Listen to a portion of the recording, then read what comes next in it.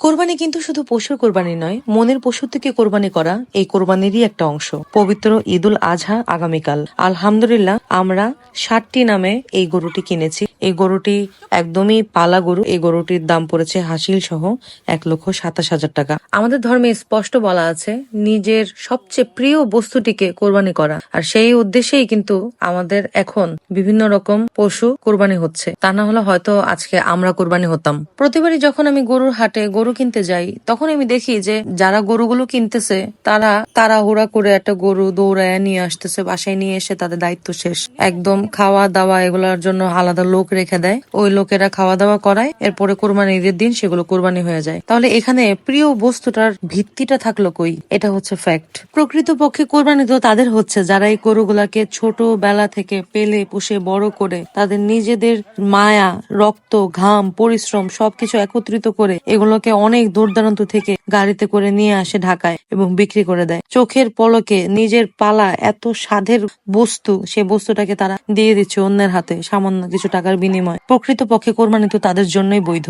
অনেকে আবার আছে বাজারে সবচেয়ে দামি, সবচেয়ে উঁচু, সবচেয়ে বড় গরুটাকে নিয়ে অনেক বড় বড় সেলফি ভিডিও, তারপর সামাজিক যোগাযোগ মাধ্যমে একদম একটা বাড়াবাড়ি পজিশনের বিষয়টা নিয়ে যায় যে সবচেয়ে বড় গরুটা, বাজারের সবচেয়ে বড় গরুটা আমার। আসলে এটাও আসলে কিভাবে কোরবানির পর্যায়ে পড়ে এটা আমার জানা নেই। যার যার সামর্থ্য তার তার। যার অনেক টাকা আছে সে বড় গরু দিতেই পারে, আর যার অনেক টাকা নাই তারা চাইলে মাঝারি ছোট গরু দিতেই পারে। মুখ্য বিষয় হচ্ছে নিজের প্রিয় বস্তুটাকে কোরবানি দেয়া। আমার মূল উদ্দেশ্য হচ্ছে আপনারা যেই বস্তুটাকে কিনেন না কেন কোরবানির উদ্দেশ্যে, সেটাকে ভালোবাসুন, নিজের হাতে খাওয়ান, নিজের হাতে গোসল করান, আদর করেন, সময় দেন। এভাবে আলাদা করে একলা করে রাখবেন না। অনেক বয়ফ্রেন্ডরা আছে তাদের গার্লফ্রেন্ডরে ভালো দামি কাপড় দিতে পারে নাই কিংবা দামি মোবাইল দিতে পারে নাই দেখা সেই গার্লফ্রেন্ড রাগ করে মুখ ফোলা থাকে। তারপরে দিনের পর দিন, রাতের পর রাত ফোন কল দিতে দিতে, ভালো মন্দ খাওয়াইতে খাওয়াইতে, ভালো রেস্টুরেন্টে খরচ করতে করতে, ভালো মুভি দেখাইতে দেখাইতে, ভালো গিফট দিতে দিতে আস্তে আস্তে ওই গার্লফ্রেন্ডের মন শান্ত হয়।